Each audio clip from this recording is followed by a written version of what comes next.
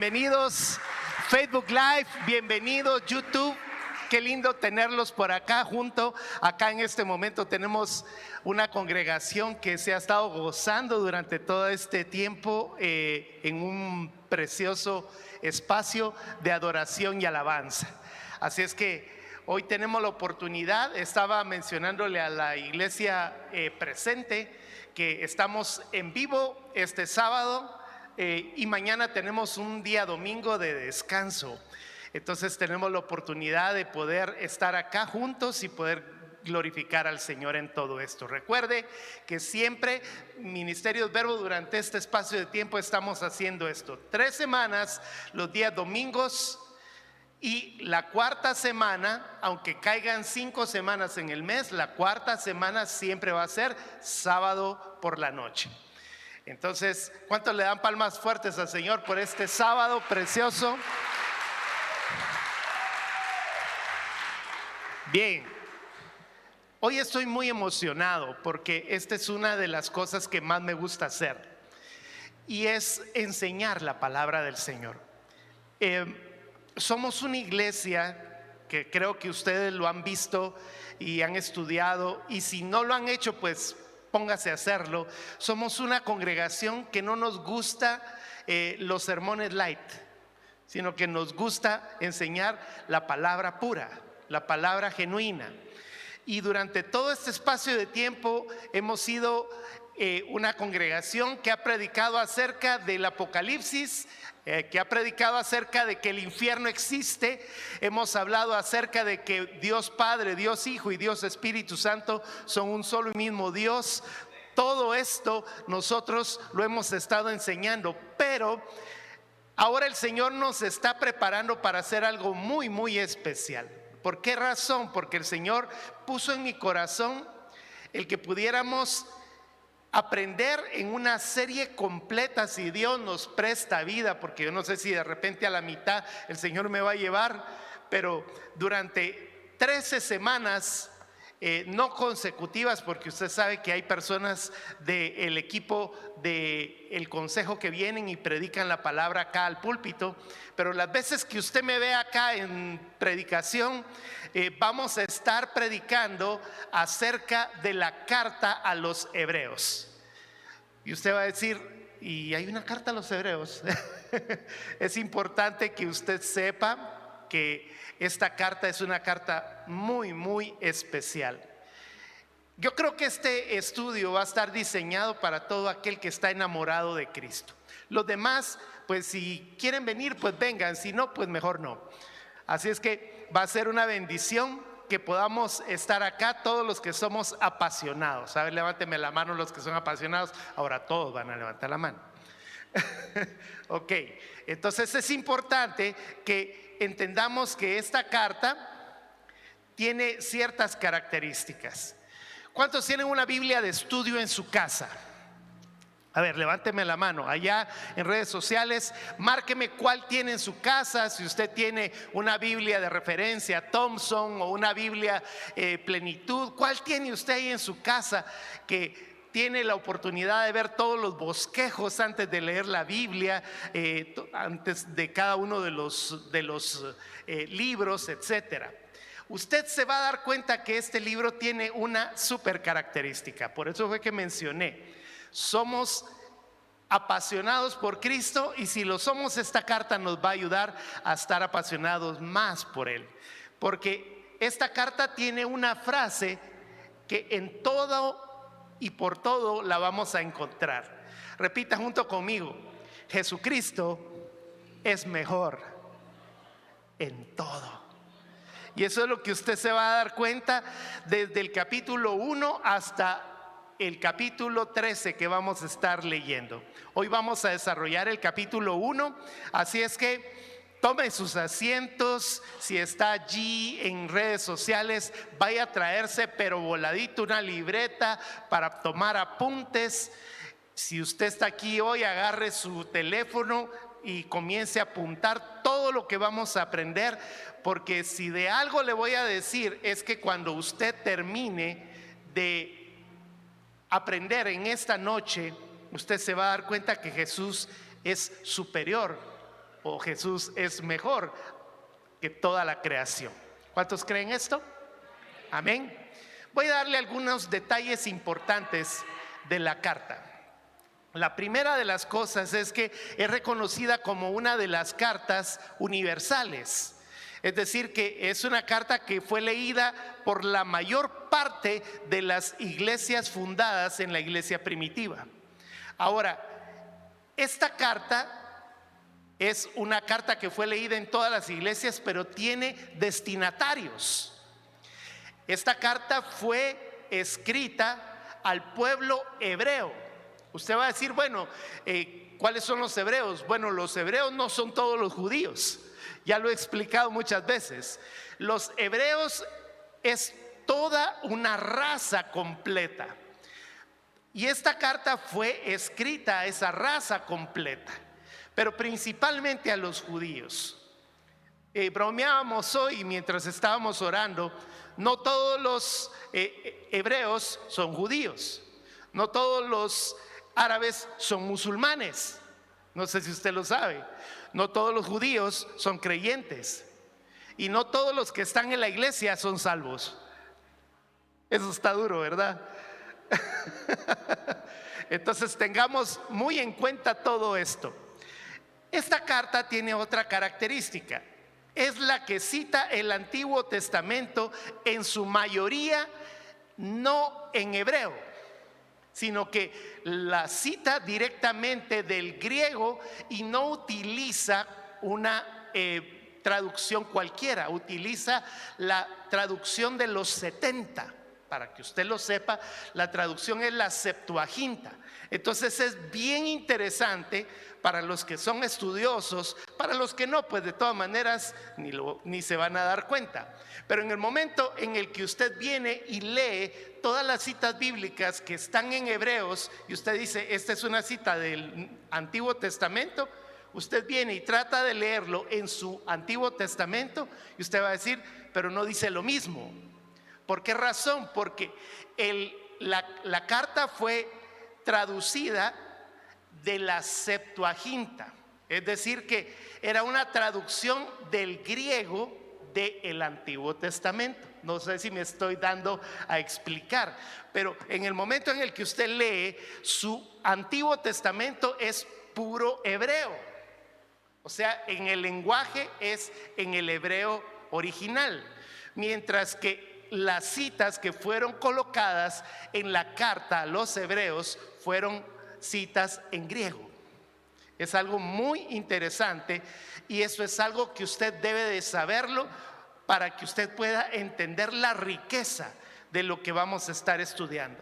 Tercera de las cosas que es importante mencionar es que esta carta, aún hasta este tiempo, el autor está indefinido. No sabemos quién fue el autor de la carta a los hebreos.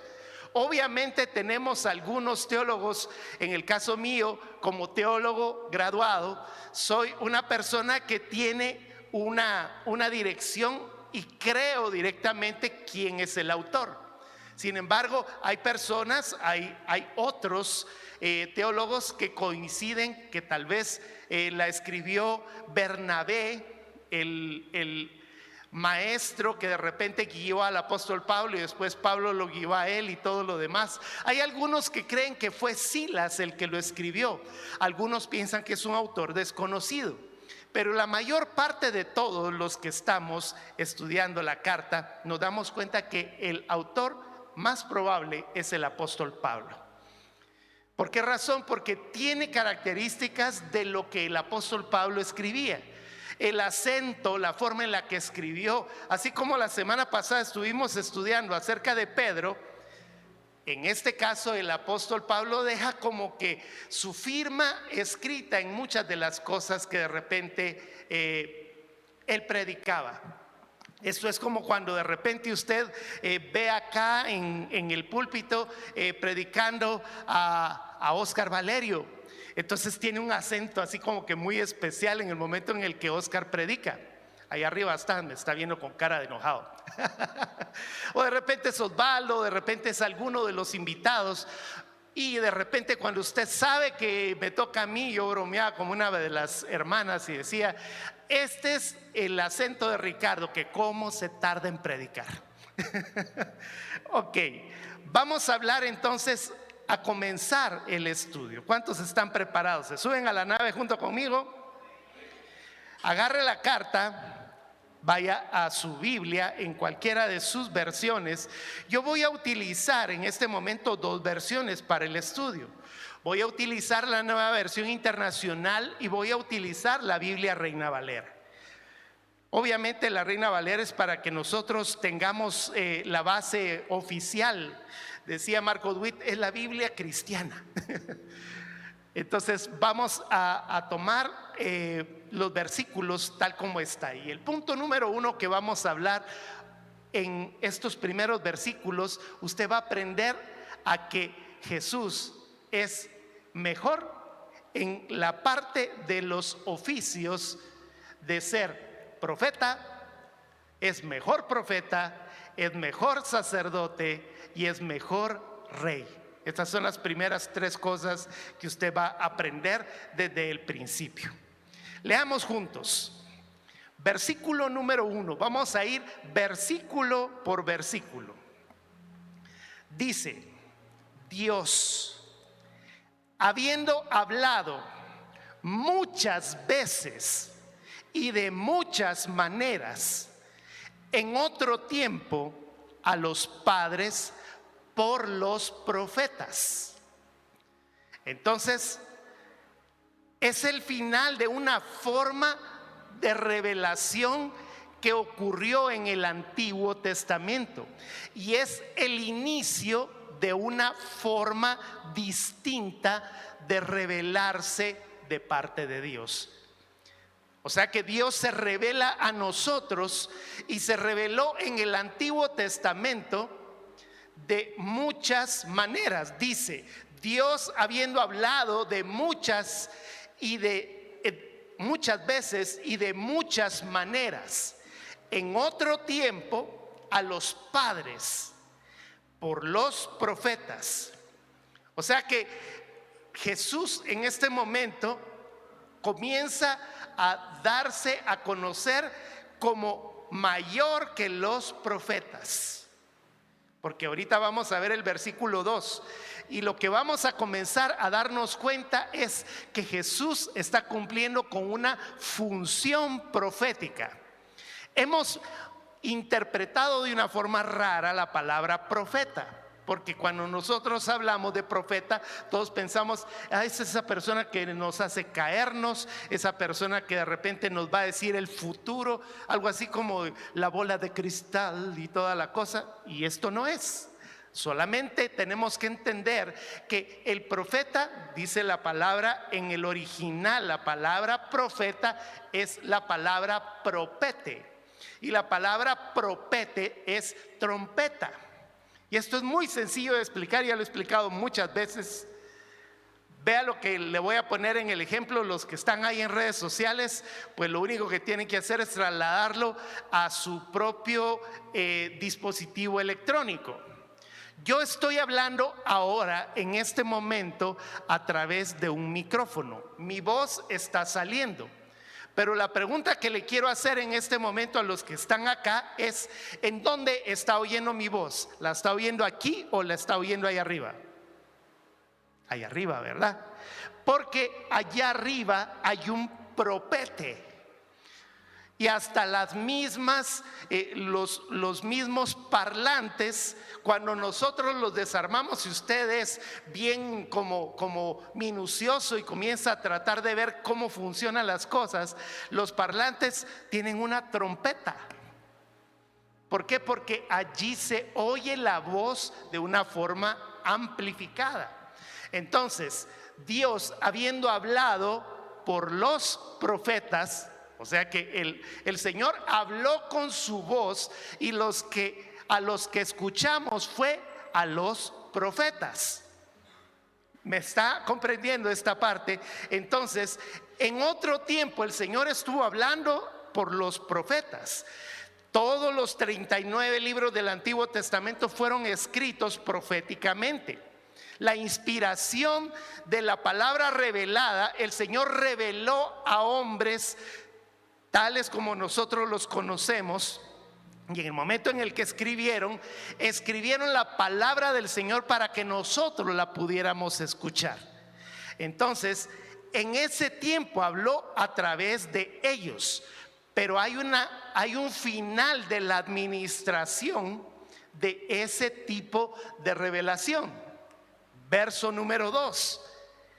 En estos postreros días nos ha hablado por el Hijo, a quien constituyó heredero de todo, y vea lo que dice, y por quien asimismo hizo el universo.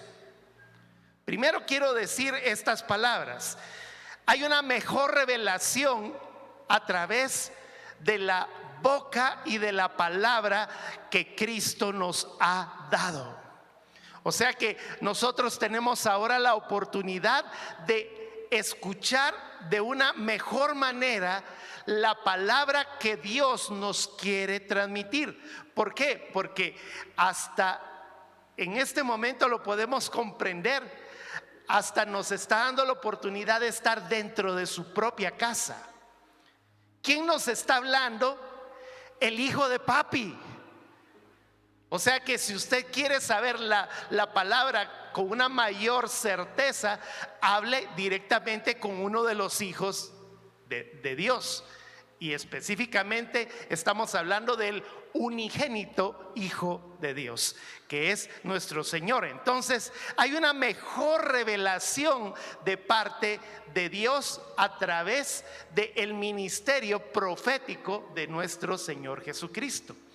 El primero de los oficios entonces de nuestro Señor es que Jesús es mejor profeta. Repitamos juntos: Jesús es mejor que todos los profetas. Amén. Y luego nos dice en ese mismo versículo que nos está hablando por el Hijo, a quien constituyó heredero de todo. O sea que Él es el que hereda el reino de los cielos en su totalidad, y por quien asimismo hizo el universo. Te hago esta pregunta en este momento. Si tú estás leyendo lo mismo que yo estoy leyendo, te hago esta pregunta: ¿quién hizo el universo? Cristo Jesús, por quien asimismo hizo el universo.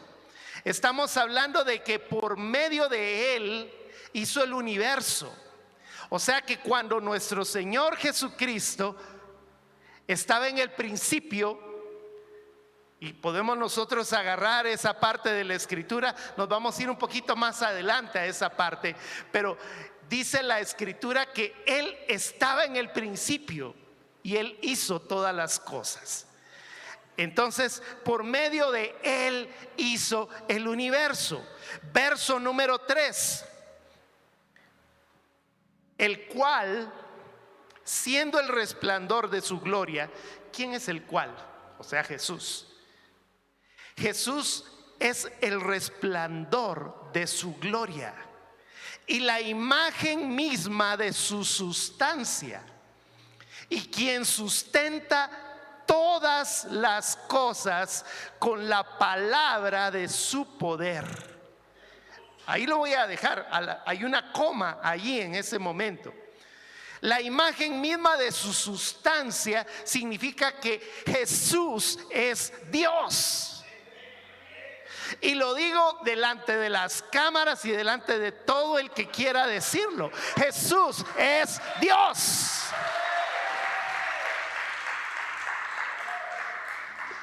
Y dirá usted: ¿y por qué Ricardo está así todo emocionado diciendo que Jesús es Dios? Si ya sabemos. Porque le cuento que hay personas que se paran en las esquinas con unas cositas de ese tamaño. Antes las andaban cargando de un lado para otro, pero se ponen en las esquinas, en los hospitales, y son los famosos testigos de Jehová, que son los que te dicen que Jesús no es Dios, sino es solamente un hombre. O sea que cuando haya esas personas que te dicen clases de Biblia gratis, que se las enseñen ellos. Porque nosotros tenemos una palabra y la palabra está escrita, y tal como está escrita nosotros no podemos dejar de predicarla. Jesús es el resplandor de su gloria, es la imagen misma de su sustancia, y quien sustenta todas las cosas con la palabra de su poder. Él sustenta todas las cosas. Yo me emociono con esto, porque voy a dejar esta parte de acá en mi iPad y me voy a ir a Juan capítulo 1, verso 1. Y vea lo que dice Juan capítulo 1, verso 1.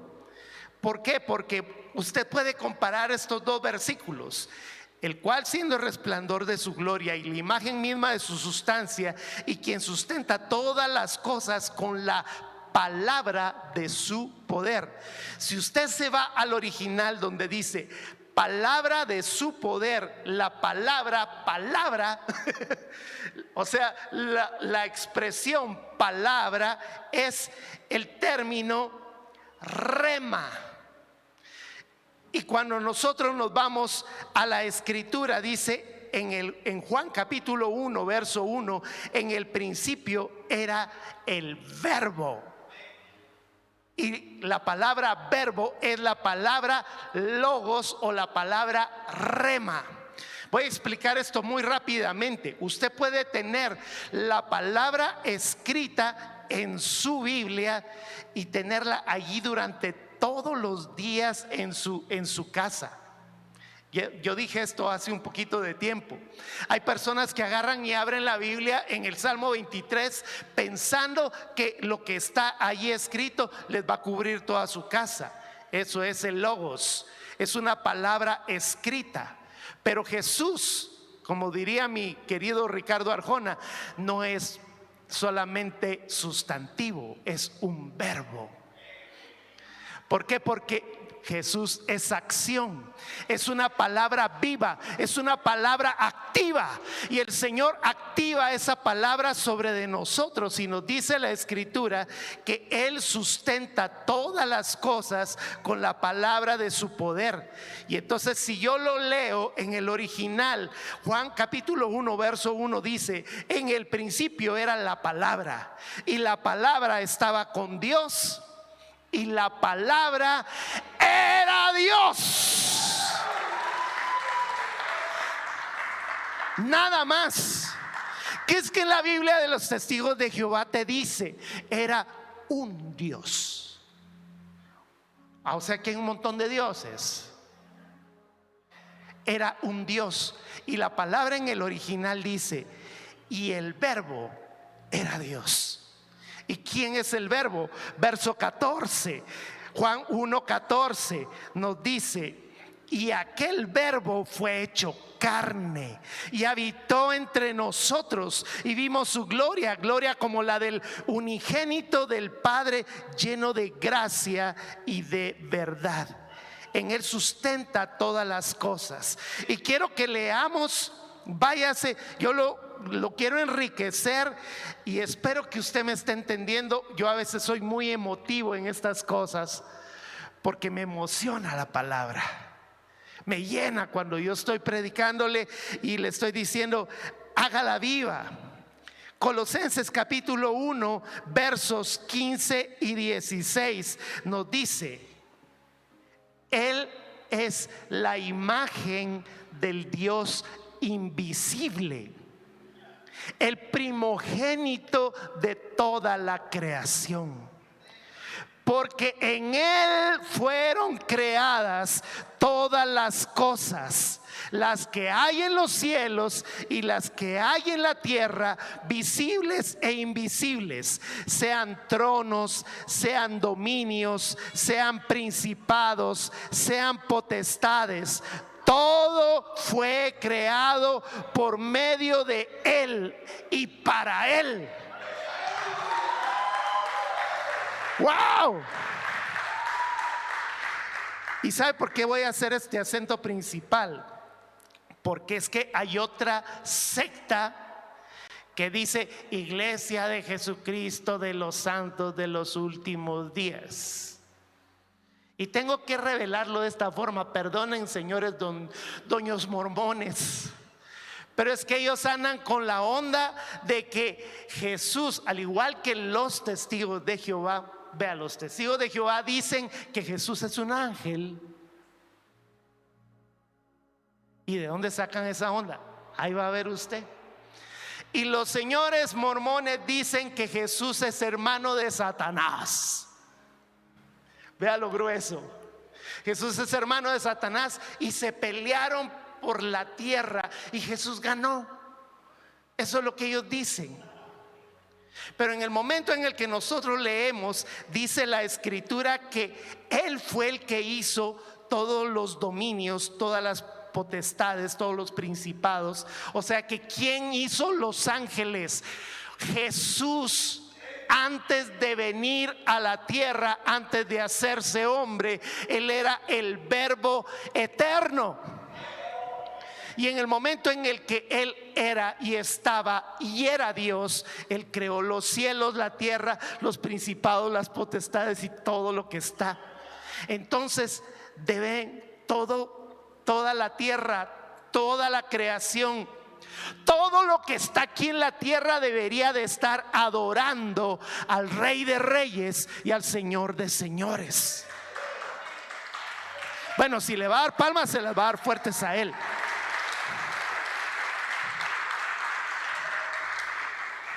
Ahora tengo que explicar esto, algo importante, porque nosotros tenemos que entender que en esa plenitud completa de Dios, Padre, Hijo y Espíritu Santo, el Señor preparó nuestra redención desde el principio de los tiempos. ¿Y sabe quién fue el que dijo que venía para volverse como uno de nosotros? Fue el Verbo, fue nuestro Señor Jesucristo. Y cuando nosotros leemos, vaya a Filipenses, en el capítulo 2, verso 5.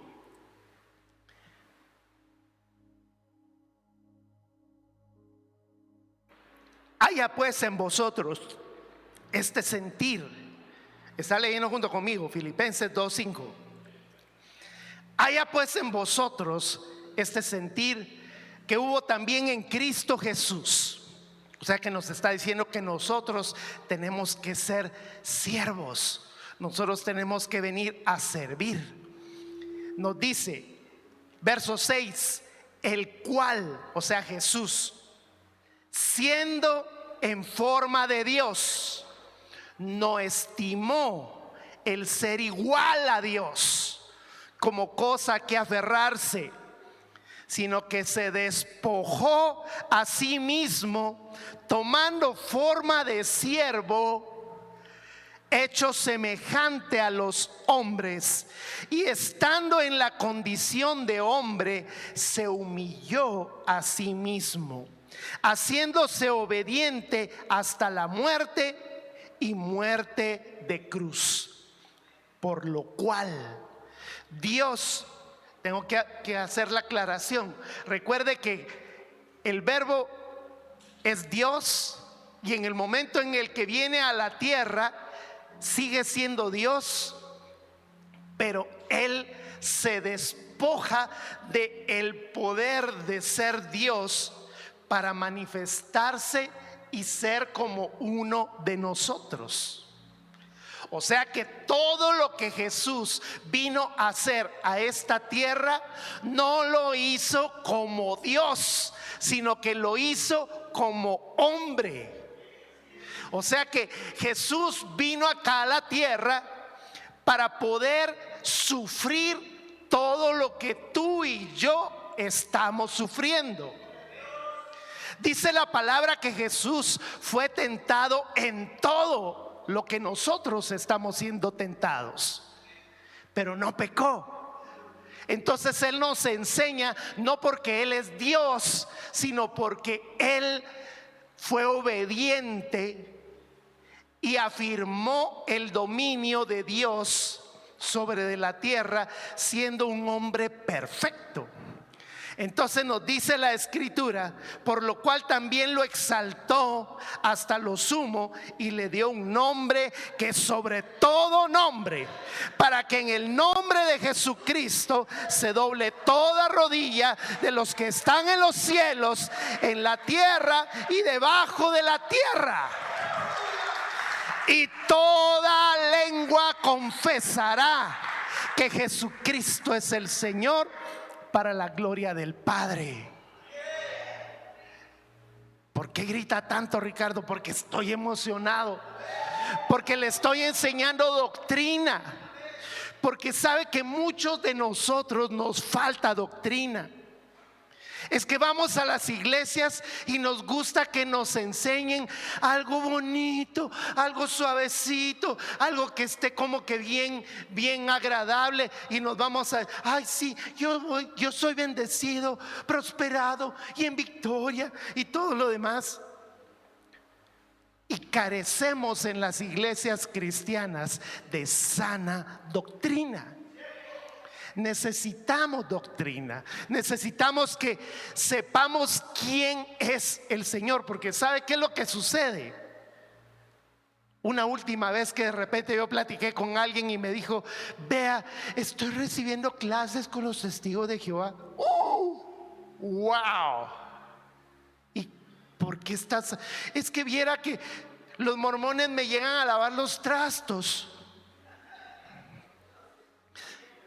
Híjole, qué tremendo. Voy a seguir, si no, no voy a parar. Siendo Dios, se hizo hombre. Entonces, su función en este momento que vamos a ver es una función muy interesante. Voy a leer, sigo acá en Hebreos capítulo 1, verso 3. Y repito: el cual, siendo el resplandor de su gloria y la imagen misma de su sustancia, y quien sustenta todas las cosas con la palabra de su poder, habiendo efectuado la purificación. ¿Quién efectuó la purificación? Jesús. La purificación, ¿por qué? Por nuestros pecados. ¿Por medio de qué? Por medio de sí mismo. Ahí hay una coma y yo hago esta pausa. Si usted ha leído en el Antiguo Testamento, los únicos que tenían la autoridad para poder efectuar un sacrificio de purificación por los pecados, ¿quiénes eran? Los levitas. ¿Y quiénes eran los levitas? Sacerdotes. Es decir, que Jesús, en el momento en el que vino a la tierra, Él vino a cumplir, además de ser una función profética, vino a cumplir una función sacerdotal. ¿Y sabe por qué nos vino a enseñar esto? Porque Él nos dice: yo soy tu sumo sacerdote. El sacerdocio de Cristo es mejor. Por eso es que le voy a estar repitiendo la palabra mejor siempre. Es mejor profeta, es mejor transmisor de la Escritura, es mejor sacerdote. ¿Por qué razón? Porque los sacerdotes terminaban su función y se morían, pero Cristo permanece vivo para siempre. Amén. Dele palmas al Señor por eso.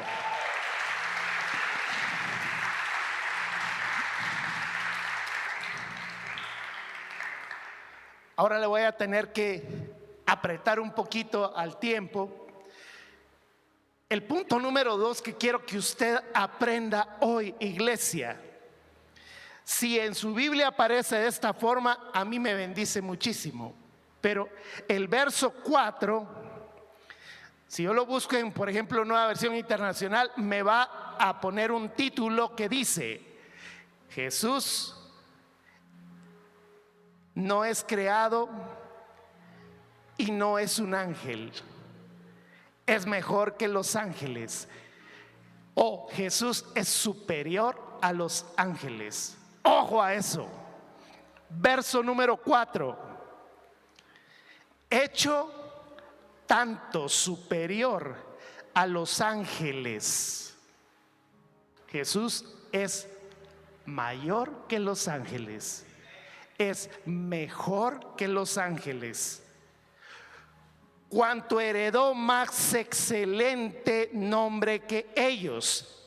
Allí en su Reina Valera aparece entre el versículo 4 y el versículo 5, dice: el Hijo superior a los ángeles. Ahí está en su Biblia, ¿verdad? Ok. Verso 4. Él es el creador de los ángeles. Es decir que Jesús no es uno de los ángeles. Le cuento que ellos dicen, por ejemplo, un mormón viene y dice: entre los hijos de Elohim estaba Jesús y estaba Satanás. Se pelearon por el reino de los cielos acá en la tierra y ganó Jesús. Los testigos de Jehová, les preguntas quién era Jesús en el Antiguo Testamento. Atrévase a hacerle esa pregunta a los testigos de Jehová y te van a decir: el arcángel Miguel. Así te lo van a decir, y eso es lo que te van a tratar de enseñar. Dice la Escritura que Él es el creador de los ángeles y heredó el nombre de Jesús, que es superior a cualquier nombre. Es decir que cuando tú invocas el nombre de Jesús, es la única forma en el Nuevo Testamento en donde tú puedes invocar ayuda. Que es que sabe que hay algunas doctrinas de la nueva era que dicen: usted debe de buscar a sus espíritus afines, usted debe de buscar a sus ángeles con nombre y debe de hacerse amigo de esos ángeles, porque esos ángeles son los que lo van a guiar. Le cuento algo, que cuando usted está invocando ángeles, lo que está invocando son ángeles caídos. Nosotros no estamos en esta tierra como hijos de Dios para andar pidiendo que vengan ángeles. Qué fuerte lo que le estoy diciendo. Si usted entiende lo que le estoy diciendo en este momento, ¿quién es mayor que los ángeles? Jesús. Entonces, ¿por qué está pidiendo ángeles si usted tiene al más poderoso que está junto a usted? Y Él ha dicho y le ha prometido que Él va a estar con usted todos los días. ¿Por qué vamos a estar diciendo: ay Señor, mándame ángeles en el nombre de Jesús? ¿Qué es eso? Nosotros tenemos que invocar directamente el nombre de Jesús. Vuelvo a leer en el verso: hecho superior a los ángeles, cuanto heredó más excelente nombre que ellos. El verso 5 nos dice: porque a cuál de los ángeles dijo Dios jamás: mi hijo eres tú, yo te he engendrado hoy. ¿De dónde sale esta cita bíblica? De el Salmo 2:7. El Salmo 2:7 nos dice: yo publicaré el decreto, Jehová me ha dicho, mi hijo eres tú, yo te engendré hoy. Es decir que al único al que Dios le llama hijo es a Jesús, no a los ángeles. Por lo tanto, dice otra vez, ahí dice otra vez, 2 puntos: yo seré a él padre y él me será a mí hijo. Aquí hay 2 citas bíblicas que yo quiero que usted las tenga en cuenta. ¿Por qué? Porque son 2 promesas mesiánicas hechas al rey David. Yo no sé si usted lo sabe, pero Jesús es descendiente de David, es de la tribu de Judá. Y cuando en el momento en el que Dios le habló a David, le hizo esta promesa. Segundo de Samuel, capítulo 7, verso 14. Y ojo, que cuando nosotros leemos esta cita tenemos que entenderla en el momento en el que fue dicha, porque tenía una promesa para Salomón, pero en el momento en el que se la dijo, nosotros estamos entendiendo de que Salomón no terminaba de cumplir todo esto que dice. Ya leyó, segundo de Samuel 7:14. Yo le seré a él padre, y él me será a mí hijo. Y si él hiciere mal, yo le castigaré con vara de hombre y con azote de hijos de hombre. Por mi misericordia no se apartará pero mi misericordia no se apartará de él, como la aparté de Saúl, al cual quité de delante de ti. Y será afirmada tu casa y tu reino para siempre. ¿Lo hizo así con Salomón? No, porque Salomón se murió. Ya me entendió esa parte. Salomón pudo haber sido un gran rey con mucha sabiduría, pero tuvo 300 esposas y no sé cuántas concubinas. Juelas tunas tiernas, diría. Entonces, ¿a quién está diciendo de que su reino será eterno? Dice: pero mi misericordia no se apartará de él, como la aparté de Saúl, el cual quité de delante de ti. Y será firmada tu casa y tu reino para siempre delante de tu rostro, y su trono será estable eternamente. O sea que esta palabra, la carta a los hebreos nos la está diciendo, de que esta palabra era un cumplimiento profético diciendo que Jesús es mejor. Y cuando nosotros leemos y seguimos leyendo, también aparece otra cita en primer libro de Crónicas 17:13, que nos dice: yo le seré por padre y él me será por hijo, y no quitaré de él mi misericordia como la quité de aquel que fue antes de ti, sino que lo confirmaré en mi casa y en mi reino eternamente, y su trono será firme para siempre. O sea que estas palabras que aparecen acá son superiores a cualquier ángel del que nosotros podamos imaginar. Y sigue diciendo el verso 6: y otra vez, cuando lo introduce al primogénito en el mundo, adórenle todos los ángeles de Dios. Ya leyó ese verso 6. Y otra vez, cuando introduce al primogénito en el mundo, dice: adórenle todos los ángeles de Dios. ¿Qué está diciendo acá? Cuando nuestro Señor, nuestro Padre, introdujo al Verbo y lo puso en las entrañas de María, y se encarnó, y ese Verbo se hizo carne, en el momento en el que nació, yo le hago esta pregunta: ¿en dónde estaban los ángeles en ese momento? Adorando a Jesús. Dice Lucas capítulo 2. Vaya Lucas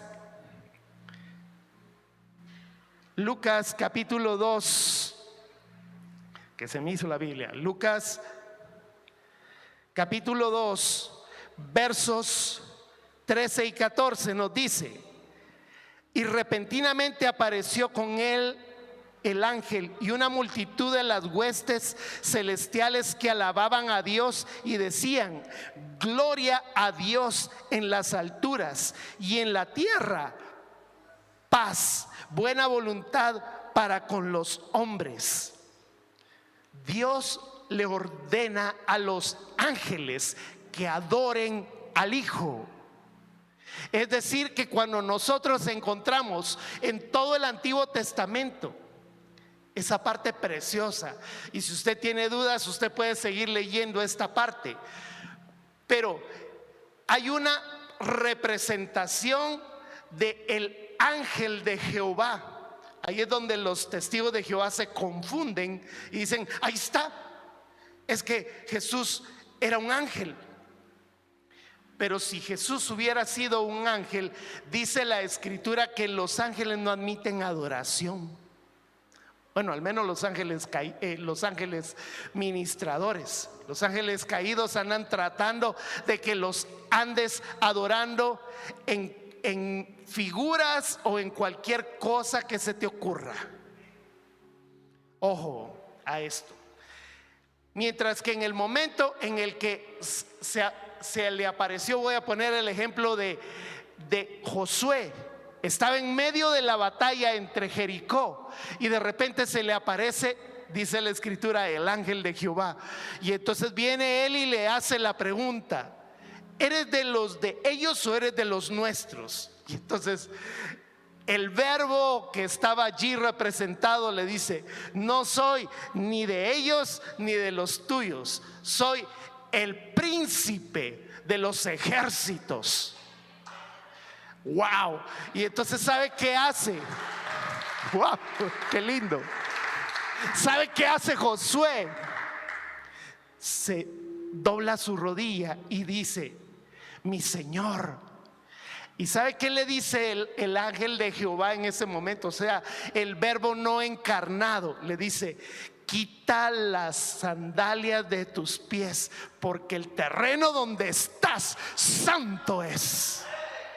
Esa es la misma palabra que Dios le dijo a Moisés en la zarza. Le dice: quita el calzado de tus pies, porque el terreno donde estás es tierra santa. Entonces, el ángel de Jehová del Antiguo Testamento es el verbo no encarnado, representado de diferentes formas.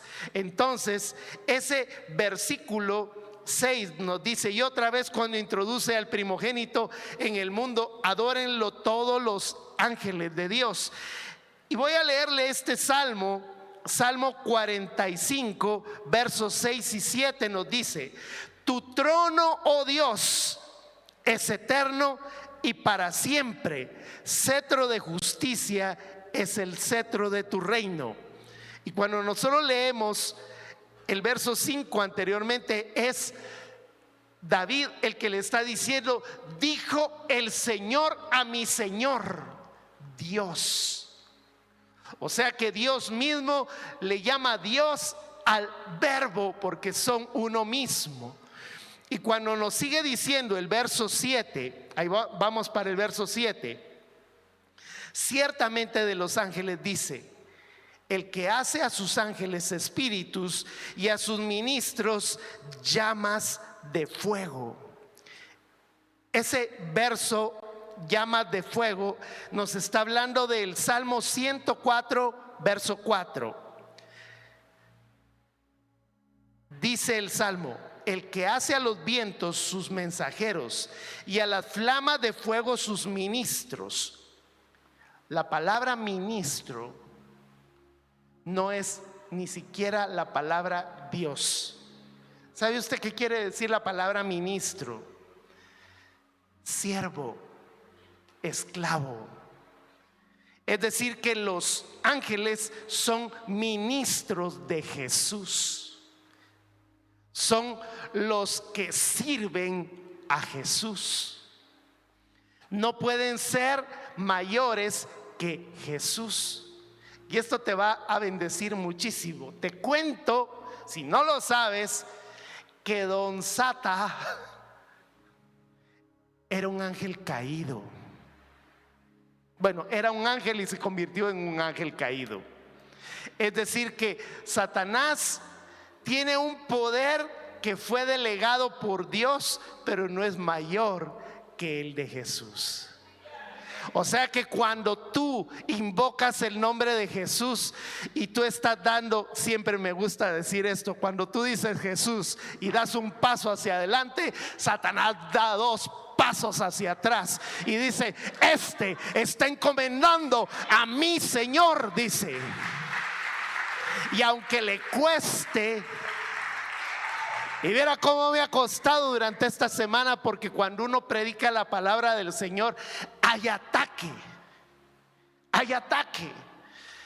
Y le cuento que en el momento en el que el enemigo sabe que uno está predicando acerca de él, de todas maneras, el nombre del Señor, no de él, dice la Escritura que tarde que temprano él va a tener que doblar su rodilla y va a tener que confesar que Jesucristo es su Señor, aunque le cueste.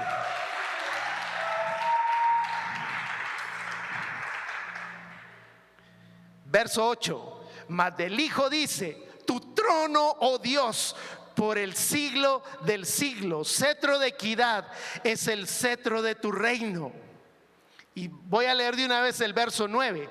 Has amado la justicia y has aborrecido la maldad, por lo cual te ungió Dios, el Dios tuyo, con óleo de alegría más que tus compañeros. Y aquí tengo que hacer esa pausa porque son cosas muy interesantes. Acá el Señor le está dando un trono.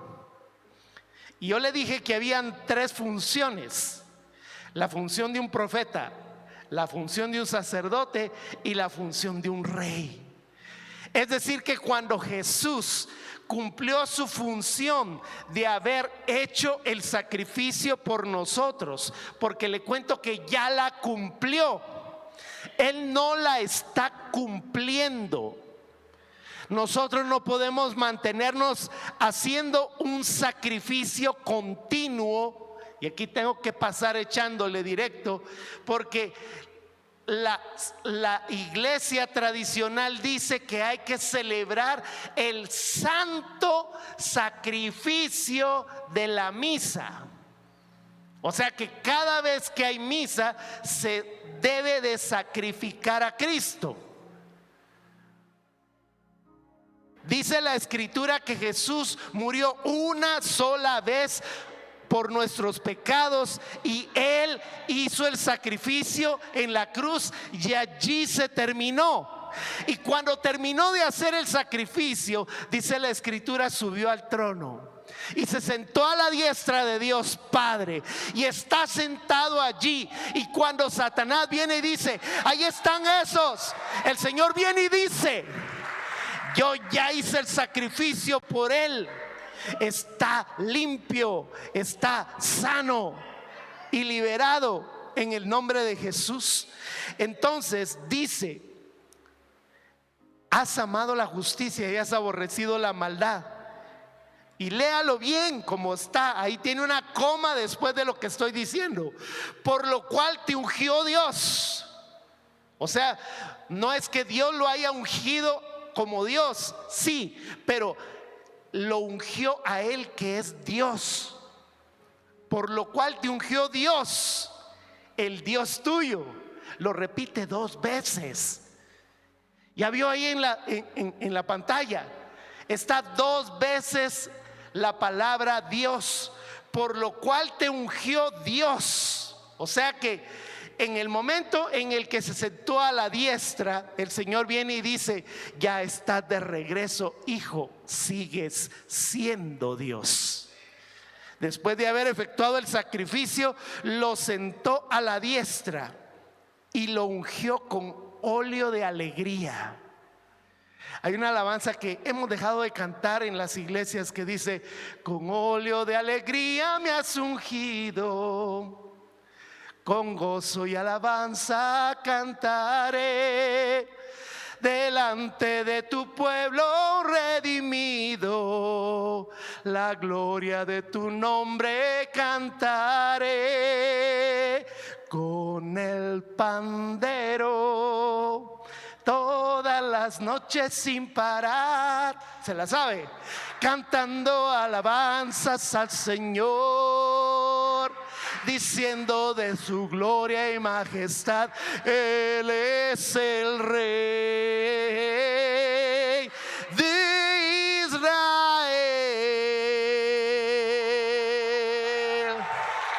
De ahí sale esa alabanza. Ahora, Él está diciendo allí, por lo cual te ungió Dios, el Dios tuyo, con óleo de alegría, más que a tus compañeros. Aquí no está hablando de los ángeles. ¿Sabe quiénes son sus compañeros? Usted y yo. Usted y yo, que somos seres humanos. ¿Por qué? Porque cuando Jesús vino a la tierra, se convirtió en hombre.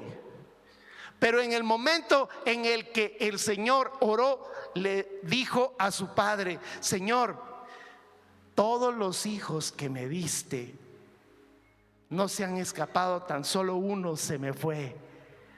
Ya sabe usted quién es. No lleva su nombre, ¿verdad? Importante que nosotros entendamos que Él es nuestro hermano, porque nosotros somos hijos. ¿Cuántos son hijos? Pero le tengo que decir algo. Nosotros somos hijos, pero somos hijos adoptados. El único que es verdaderamente hijo es Jesús. Es el unigénito. Nosotros somos los hijos por adopción.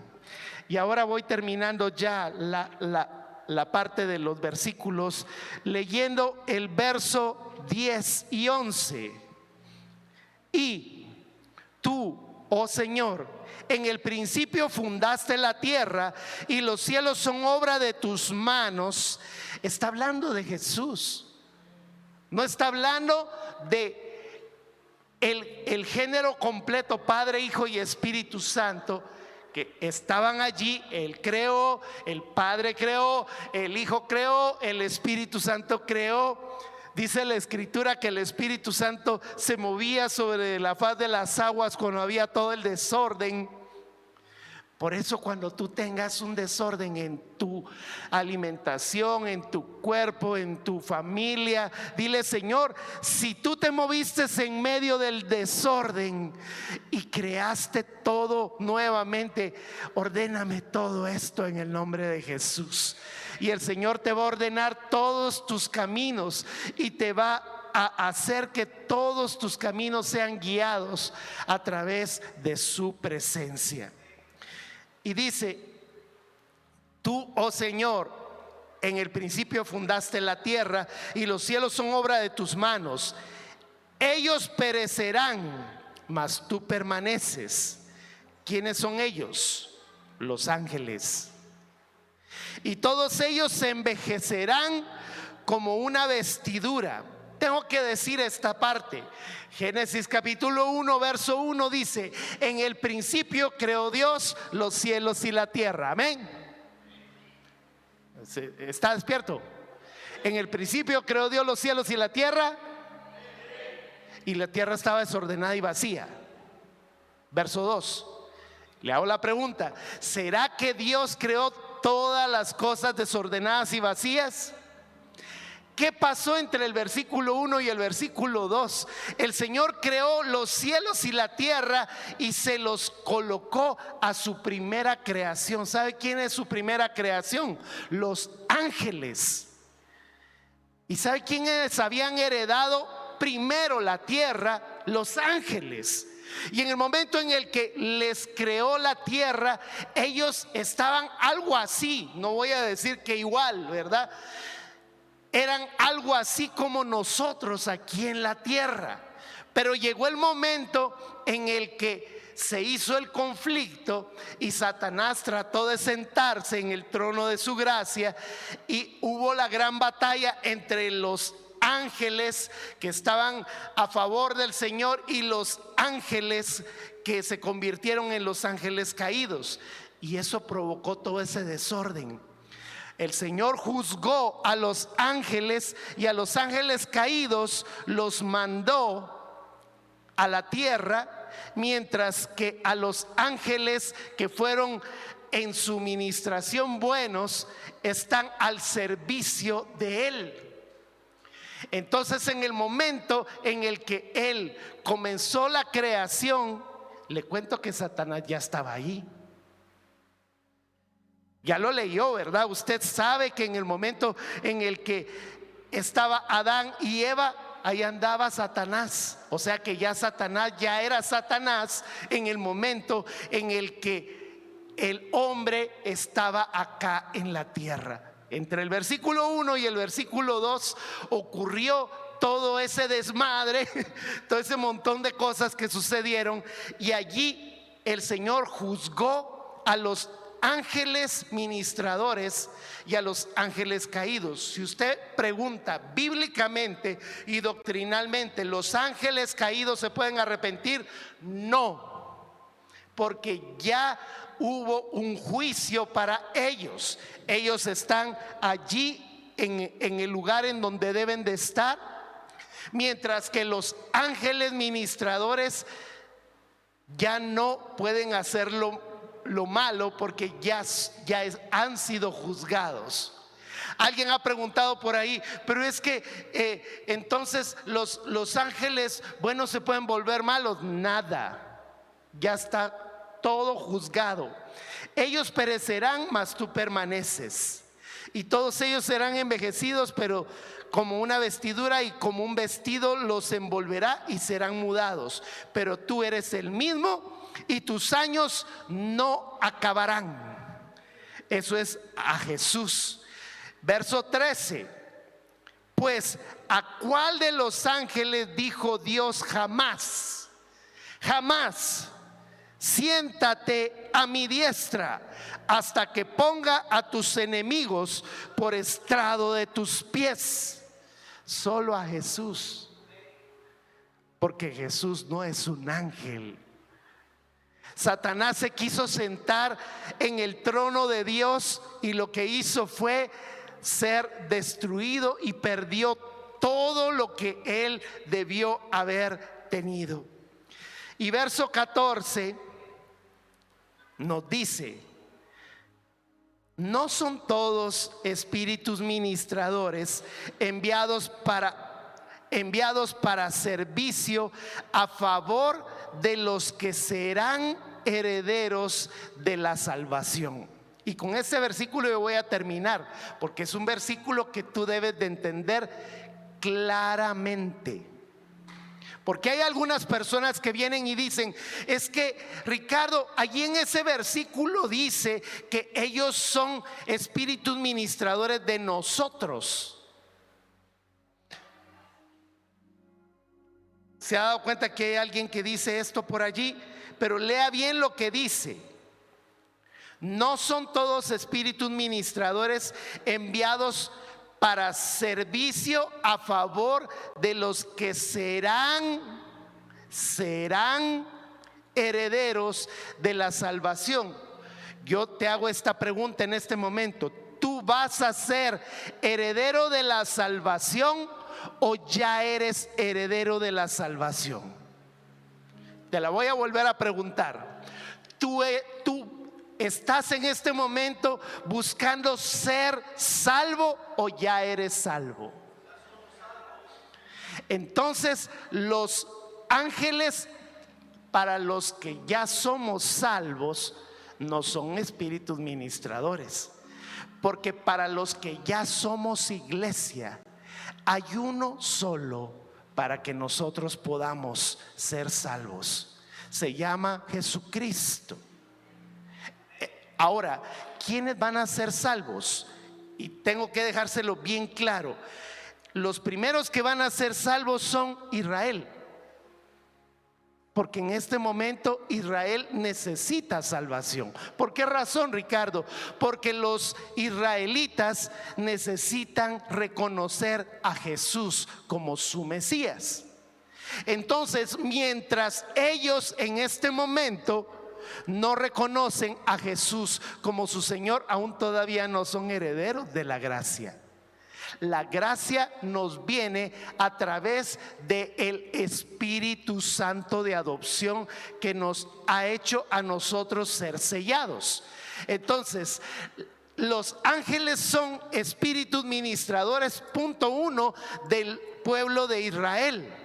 Punto número 2, a favor de los que van a heredar la salvación, o sea, de todas aquellas personas que aún todavía en este momento no son creyentes. Ahí están los angelitos, ahí están los ángeles, porque viene el Señor y les dice: vamos. El Espíritu Santo entra en ese momento a ti y te dice: yo aún, a pesar de que eres mi enemigo, yo te amo.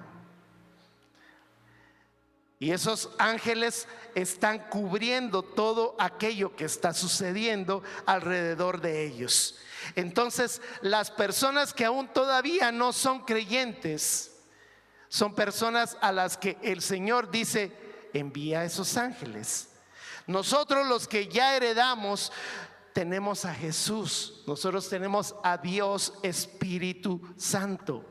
Entonces, ¿por qué nosotros vamos a estar diciéndole: Señor, manda por favor que me cubra un montón de ángeles?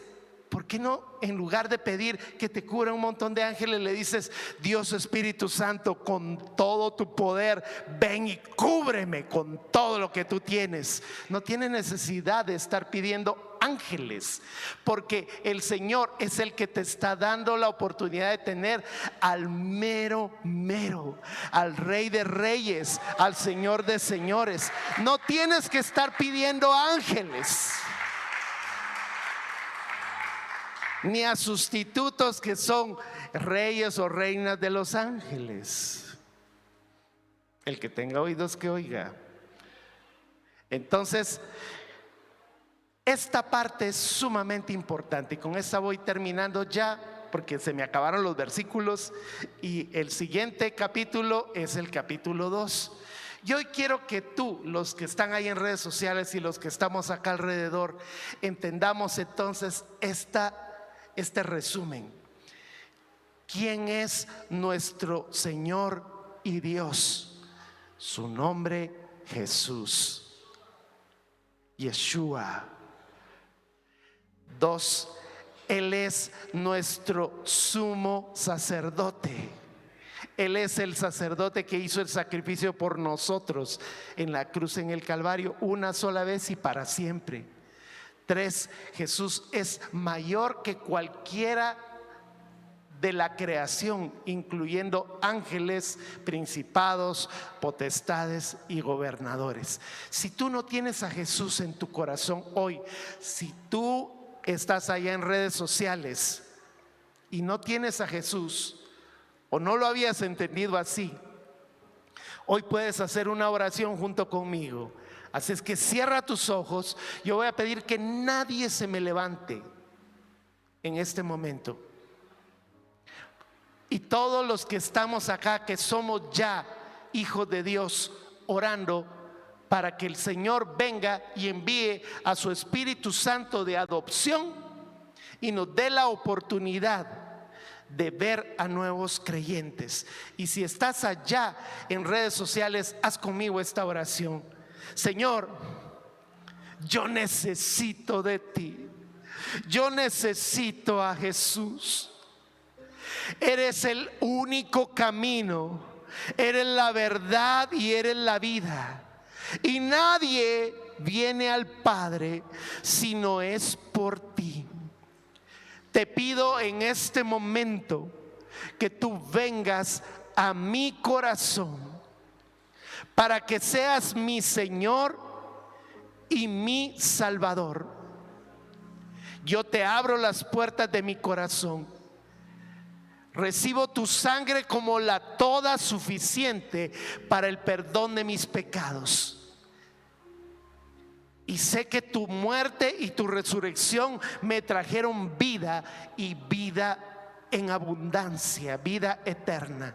Te doy gracias porque hoy y a partir de este momento puedo reconocerme como tu hijo. En el nombre de Jesús, amén. Si tú hiciste esta oración allá en redes sociales, por favor escríbenos, si quieres hacerlo en privado, al número que va a aparecer allí en pantalla. Si quieres puedes decirlo allí en el chat que aparece. Si estás en Facebook, si estás en YouTube, déjanos tus comentarios por favor también. Y los que estamos acá, si hicimos esta oración al final, déjame platicar un ratito contigo en el nombre de Jesús.